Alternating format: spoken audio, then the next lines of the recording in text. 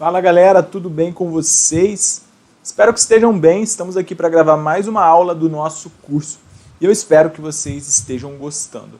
Hoje a gente vai fazer um breve resumo aqui sobre o CPC 04, sobre aquilo que você realmente precisa levar para sua prova, os principais pontos desse pronunciamento e que eu acredito que estejam compatíveis com o nível do edital de vocês, beleza? Sem perder tempo, vamos embora para a tela para a gente começar. O primeiro ponto que você precisa saber é que, de acordo com o artigo 179 da Lei 6.404, no intangível ficam classificados os direitos que tenham por objeto bens incorpóreos destinados à manutenção da companhia ou exercidos com essa finalidade, inclusive o fundo de comércio adquirido.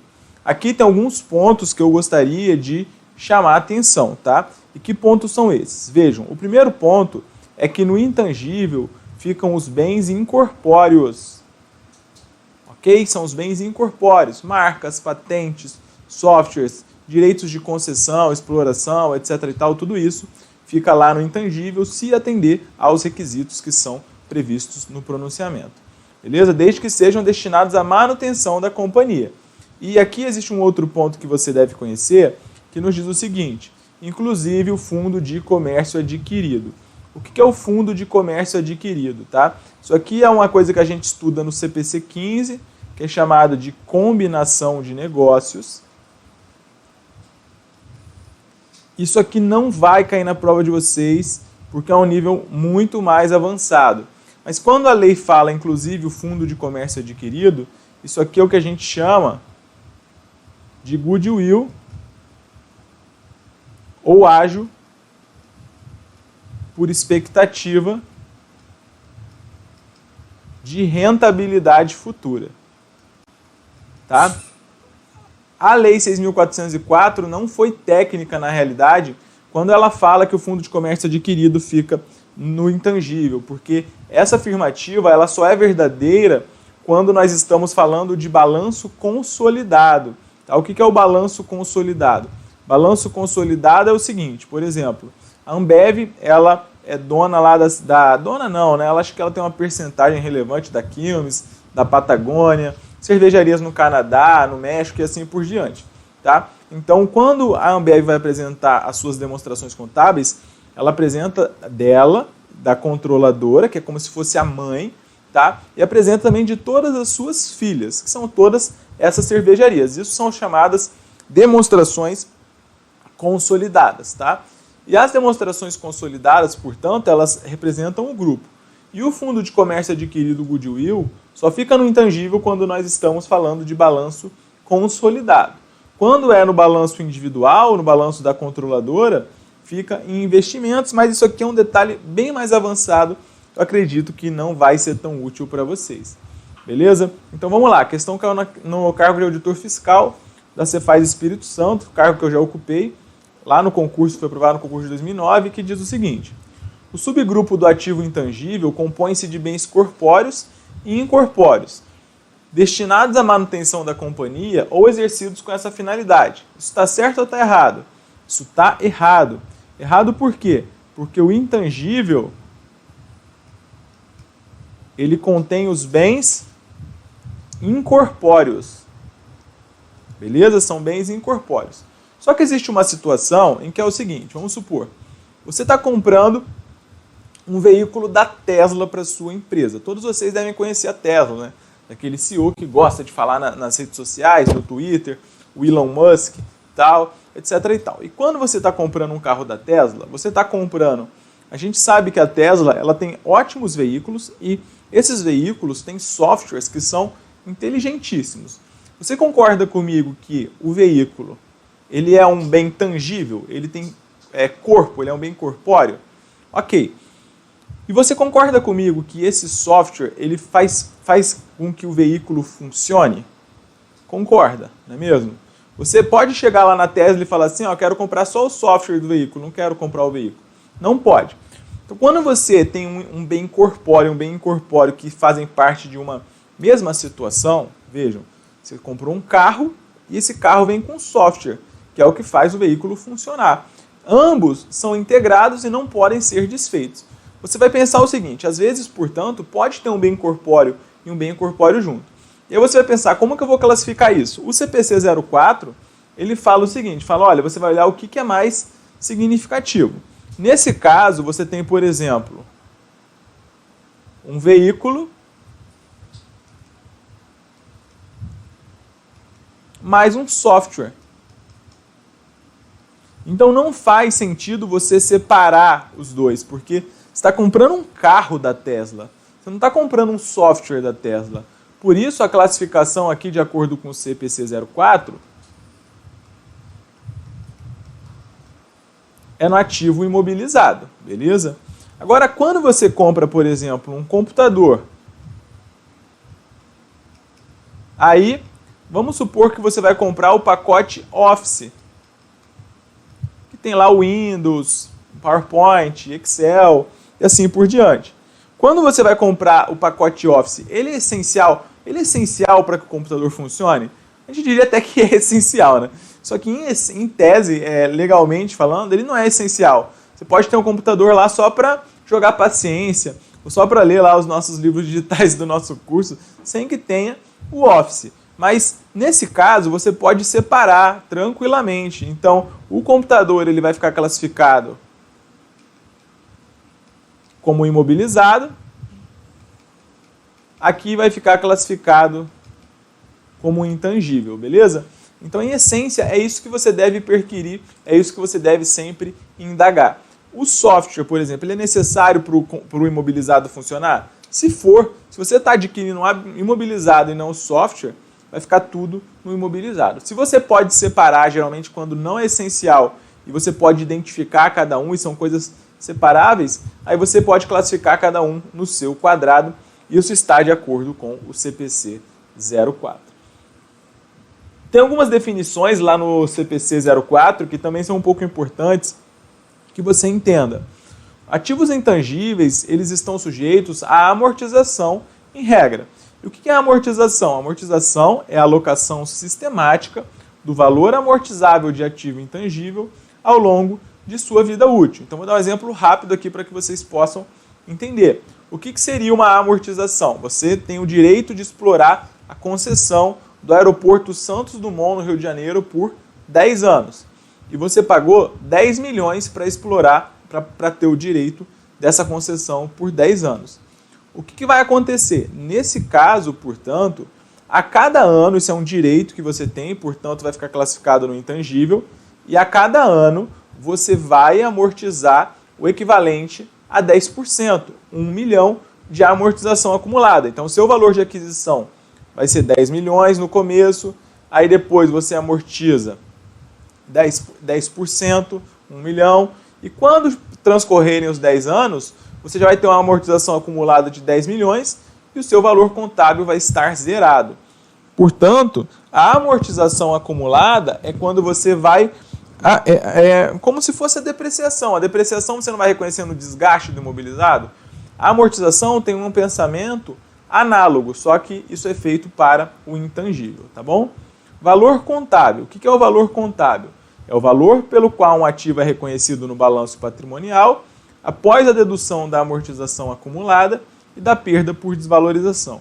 Logo, o valor contábil de um ativo imobilizado é encontrado da seguinte forma. O valor contábil de um ativo imobilizado, você vai pegar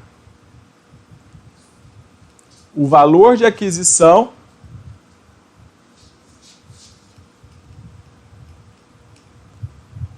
vai tirar a amortização acumulada, se for o caso, porque nem todos os intangíveis amortizam, e você vai tirar, a gente falou isso no módulo de CPC 01, que os intangíveis, eles estão sujeitos à perda por recuperabilidade. Tá? Então, assim você encontra o valor contábil de um ativo intangível. E o que é o valor amortizável? Valor amortizável é um custo de um ativo ou qualquer outro valor que substitua o custo menos o seu valor residual. É o que nós já falamos para vocês. Portanto, valor amortizável é tal qual você faz no ativo imobilizado para encontrar o valor depreciável. Valor amortizável, você vai pegar o valor de aquisição ou custo histórico do ativo, e vai tirar o valor residual. Lembrando que se a questão nada falar sobre valor residual, caso a questão seja silente, esse valor residual ele é zero. Tá ok? E só uma interessante que você lembre também que a amortização ela é lançada assim geralmente na nossa contabilidade. Você vai abrir um razonete despesa com amortização e aqui você vai lançar a amortização acumulada. Lembrando que a amortização acumulada ela é retificadora do ativo intangível. Tá bom? É isso aí, essas são as primeiras definições. E aqui a definição mais importante que você precisa saber é a definição de ativo intangível que está no CPC 04.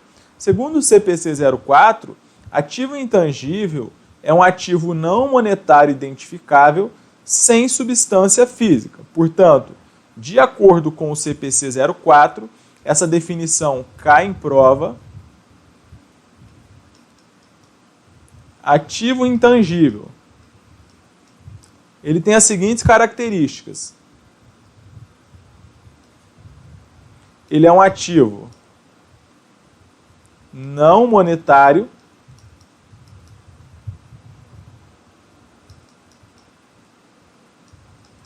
identificável, sem substância física. Tá? Eu diria a vocês que esse primeiro ponto, o não monetário, é a maior pegadinha em provas. Beleza?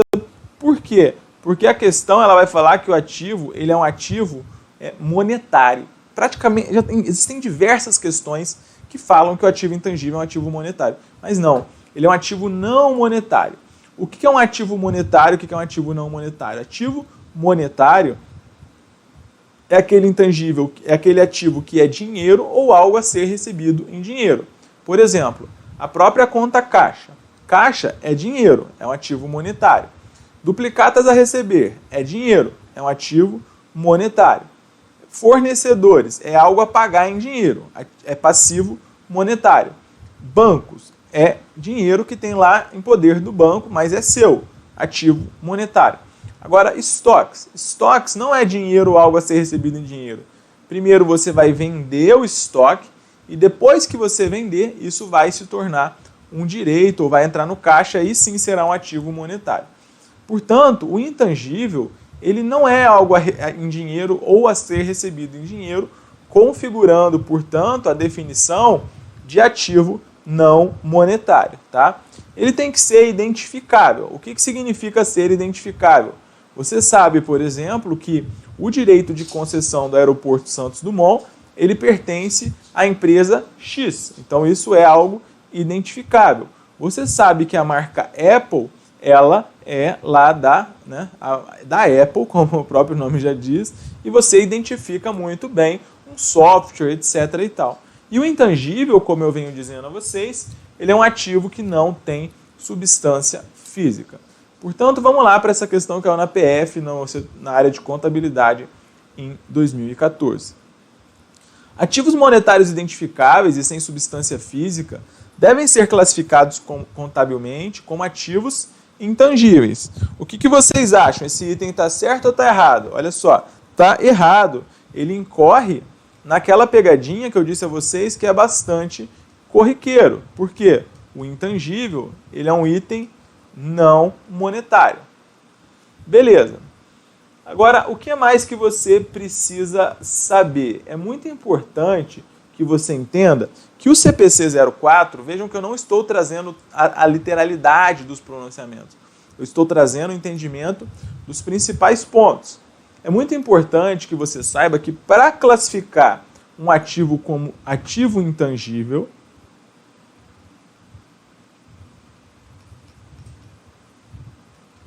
o ativo intangível, ele precisa ter três requisitos. O ativo ele tem que ser identificável.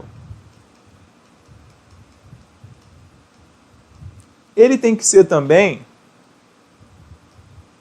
controlável.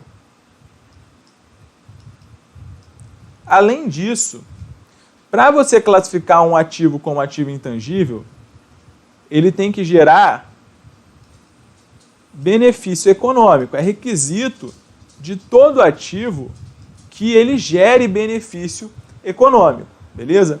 Então, quando você atende esses 3 requisitos, você tem que o seu ativo, ele pode sim ser classificado como um ativo intangível, tá? O que é um ativo identificável? Vou explicar para vocês. Um ativo identificável é quando ele é separável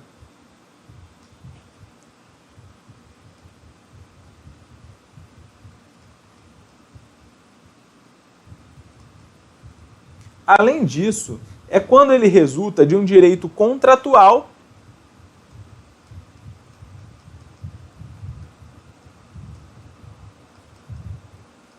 ou legal. Por exemplo, vamos voltar para o nosso exemplo do aeroporto Santos Dumont.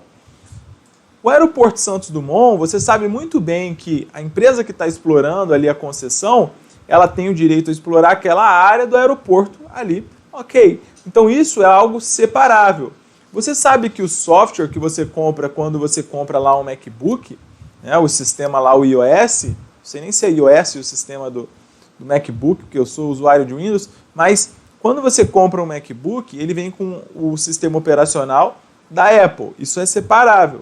E eu posso ir lá, eu, Gabriel, e falar, beleza, eu agora vou criar uma marca chamada Apple. Eu posso fazer isso? Não posso. Por quê? Porque já existe uma marca que vale trilhões de dólares no mundo, que é a chamada Apple, beleza? Então é algo que resulta de um direito contratual, de um direito legal nesse caso. Ela tem a exclusividade, é uma marca registrada. No caso de concessão também, você provavelmente ganhou uma licitação para que você possa explorar aquilo, é um direito contratual com o poder público. Então, se o ativo é separável e ele resulta de um direito contratual ou de um direito legal, a gente diz que ele é identificável, tá? Agora, o que é um ativo controlável? Ativo controlável significa que aquele ativo, caso, por exemplo, eu, Gabriel, resolva abrir uma marca Apple, eu vou ser processado muito facilmente pelos melhores advogados do mundo, né? Harvey Specter vai bater aqui em casa lá da série Suits. Então, o que é um direito controlável? Controlável significa que esse direito ele pode ser exercido em um tribunal. Isso já aconteceu aqui, por exemplo. Eu, Gabriel, escrevi um livro lá em 2010 com meu amigo Luciano Rosa, que é um excelente professor de contabilidade, mestre, né, que me ensinou praticamente toda a pouca contabilidade que eu sei. E a gente escreveu lá um livro em 2010 e teve uma pessoa que, muito na cara de pau, copiou praticamente grande parte do nosso livro e publicou um outro livro. Até mesmo um errinho que tinha lá na nota, a pessoa copiou tudo na cara de pau e a gente foi à justiça, né? Porque nós tínhamos os direitos autorais sobre aquele material. Portanto, a gente exerceu esses direitos em um tribunal. Se você decidir abrir uma coisa que é uma marca chamada Coca-Cola, vai bater um advogado na sua porta ou oficial de justiça para te intimar. Por quê? Vai exercer esse direito em um tribunal, tá? Então isso significa que apenas uma pessoa ou uma entidade ou algum grupo, existem pessoas, uma quantidade limitada de pessoas que podem obter o benefício daquilo ali. No caso, quem pode vender iPhone é a Apple. Quem poderia vender o meu livro de contabilidade era a editora Gen, mas eu ganharia os royalties dos direitos autorais. E assim por diante, tá? E gerar benefício econômico futuro é o que vocês já sabem. Benefício econômico futuro, geralmente, a Apple vai gerar receita através de sua marca. Mas não só receitas são benefícios econômicos futuros. Benefício econômico futuro também pode ser através da redução de custos ou de outras formas também que não necessariamente são explicitadas, mas benefício econômico futuro é tudo aquilo que vai incorrer em sinergia com a empresa para gerar melhores resultados no futuro, né? Ou mesmo até ali no presente, num horizonte de curto prazo, não somente através de receita, portanto, você tem a geração de benefício econômico futuro. Beleza? Então, o intangível, para ser reconhecido, ele precisa ser identificável, controlável e precisa gerar benefício econômico futuro. Olha só, então vamos lá, só recapitulando o que nós falamos. Um ativo intangível, ele é reconhecido quando? Quando ele atende ao conceito de ativo intangível, que é ser um ativo não monetário identificável sem substância física, que é um ativo não monetário sem substância física, e ele tem que ser identificável, controlável e tem que gerar benefício econômico futuro. Ok? Importante que você saiba isso aqui. Além disso, é muito importante que você saiba que, inicialmente, um ativo intangível ele tem que ser reconhecido ao custo de aquisição. Tá? Reconhecimento inicial, portanto, é ao custo de aquisição. É o que a gente chama aqui de custo histórico.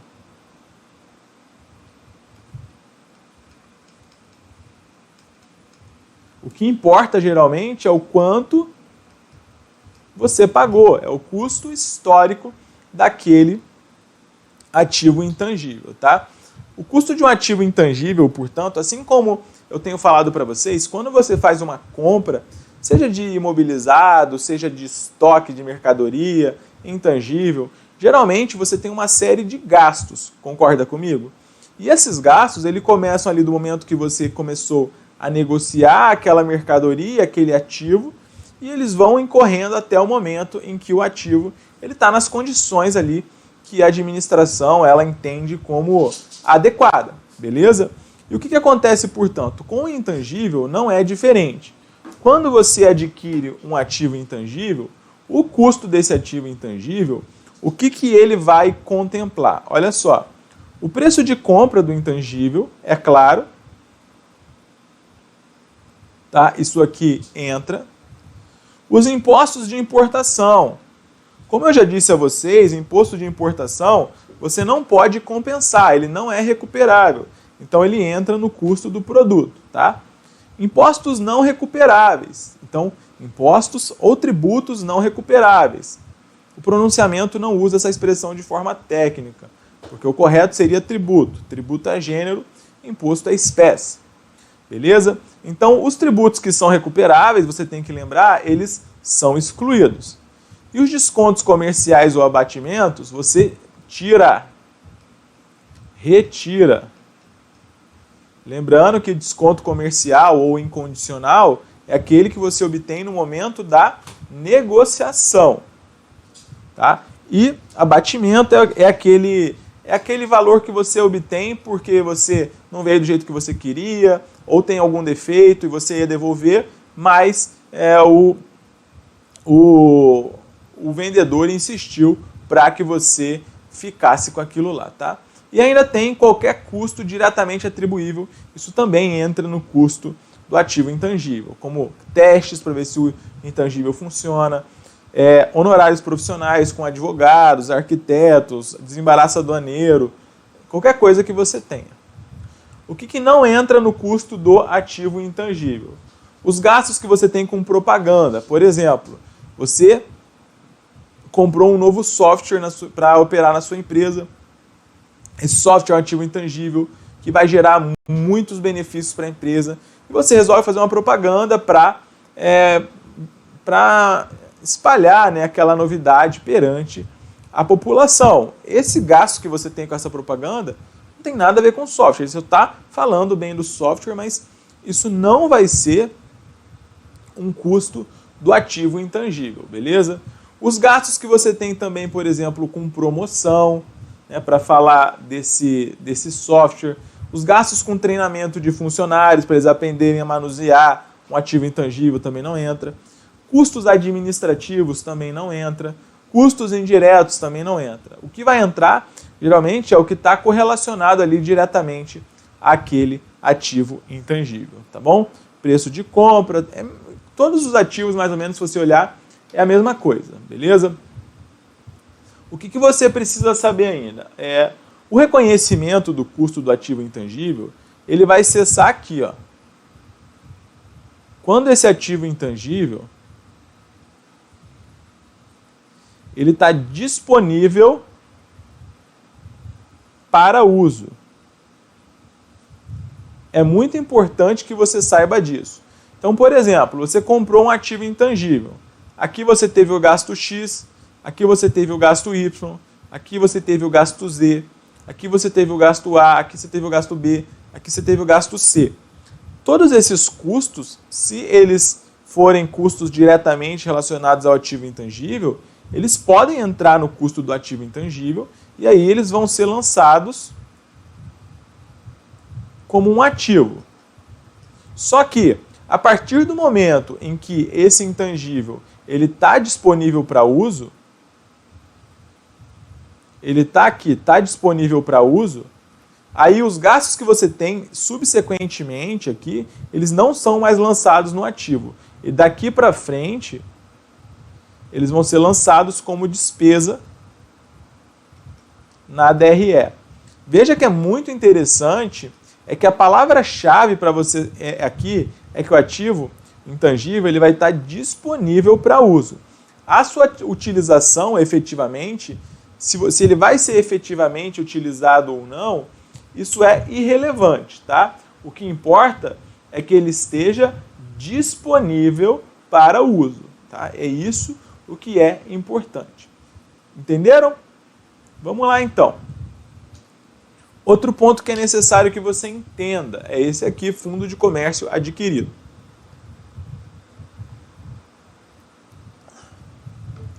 Olha só o que o CPC nos diz no item 48.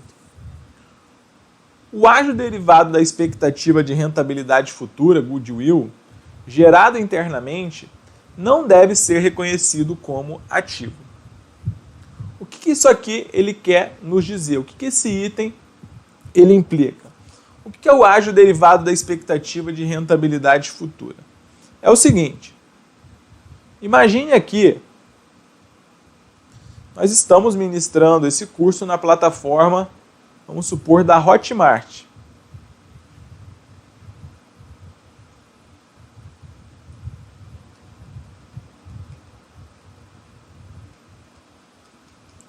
E a Hotmart, ela tem um balanço patrimonial, ela tem um valor patrimonial de seus ativos e passivos, beleza? Só que a Hotmart, ela foi vendida. Me falaram que essa informação procede. Eu não procurei checar, mas falaram que realmente a Hotmart ela foi vendida.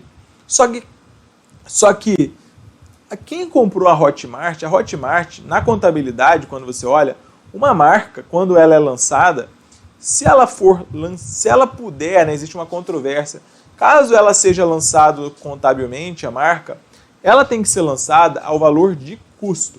Então, por exemplo, se você olhar o balanço da Apple, da Coca-Cola, das marcas da Johnson & Johnson, lá no balanço da Apple não existe o valor de trilhões da marca. Por quê? Porque isso não é um valor contábil. Porque seria muito fácil eu chegar ao balanço da minha empresa e falar assim, o CFC de AZ vale 10 milhões de reais e eu quero vender aqui o CFC de AZ. Você quer comprar? Eu mesmo avalio a minha marca lá em cima. Não. Então, caso você vá olhar o balanço da Apple, você vai ver que lá nos intangíveis não existe um valor de trilhões para a marca Apple, porque a empresa não pode fazer isso. Ela não pode falar, a minha marca vale tanto, por isso eu estou contabilizando aqui, portanto, no balanço. Não. Esses itens, os ativos e passivos, eles geralmente ficam contabilizados pelo valor de custo, pelo valor patrimonial. Só que quando nós estamos em uma transação em que uma empresa está adquirindo outra, que é o que eu falei para vocês lá no começo, que é uma chamada combinação de negócios, isso aconteceu em 2020, por exemplo, na Bolsa de Valores, na Stone, que é uma marca vocês já devem ter visto, a maquininha de cartão, fez uma combinação de negócio com a Lynx. Ela comprou 100% da empresa Lynx, que era uma empresa da Bolsa, né? Então, quando você está numa combinação de negócios, o que acontece? Combinação de negócio é quando uma empresa compra o controle de outra. Geralmente o controle é 50% mais uma das ações ordinárias. Não é tão simples assim, existem várias artimanhas que são feitas no mercado para burlar isso daí, etc. Mas o controle geralmente se dá assim na forma pura. E o que aconteceu? Quando a Stone comprou as ações da Lynx, as ações da Lynx eu acho que valiam lá uns 23, 24 reais. Eu até possuía, eu tinha essas ações da Lynx. Aí quando a Stone falou o seguinte, falou, olha, a gente vai comprar. Só que a Lynx, os fundadores, poxa, eles não querem vender pelo valor de mercado. Eles falam assim, olha, nosso negócio tem potencial, né? Stone e Lynx são marcas que em tese se complementariam. E a Lynx decidiu que ia pagar 33, eu acho, 34 reais. Foi até o valor pelo qual eu vendi a ação ali, por cada uma dessas ações, tá? Mas eu vendi porque ia ser um mau negócio para os acionistas minoritários. Então ia pagar lá 33, 34 reais por cada uma das ações. Vejam que a Stone está comprando por um valor maior do que se ela poderia simplesmente, né, como estava 23 reais na bolsa, ela poderia simplesmente ir lá e comprar na bolsa pelo valor, né, de 23, mas não, ela comprou por 33. Por quê? Porque ela entende que existe um potencial ali nos negócios da empresa, que talvez, se você fizer uma fusão, né, entre Stone e Lynx, elas vão trabalhar em sinergia, vai ser bom para as duas, e assim por diante. Então vejam que ela está pagando pela aquisição um valor maior que o valor justo, que é o valor de mercado. Então, quando ela está pagando um valor maior do que o valor justo, quando o valor pago em uma combinação de negócios é maior do que o valor de mercado, que é chamado de valor justo, essa diferença é conhecida como ágio por expectativa de rentabilidade futura. Tá? Então esses 10 foram lá, o ágio por expectativa de rentabilidade futura. Por quê? Você está pagando por um valor que não está embutido nos ativos e passivos da empresa.